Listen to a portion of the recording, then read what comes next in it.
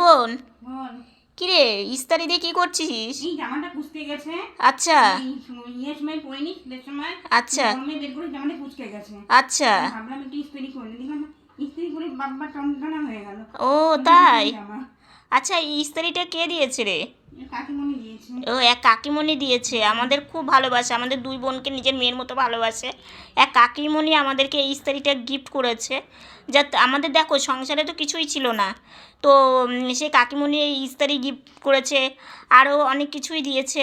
এই ইস্তারিটা সত্যি দেখো, এক জামাটা তোমরা দেখলে বুঝতে পারতে, আমি তো মানে তোমাদের ক্যামেরাতে দেখাতেই পারিনি। পুরো জামাটা একদম কোঁচকানো হয়েছিল।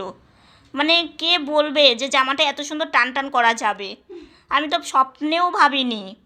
সত্যি সেই কাকিমণি আমাদেরকে গিফট করেছে জন্য আজকে দেখো জামাটা কত সুন্দর হলো। তারপর ওইদিকে একটা প্যান্ট, তারপরে হচ্ছে শার্ট ইস্তারি করলো, আর এখন এই জামাটা ইস্তারি করছে বোন।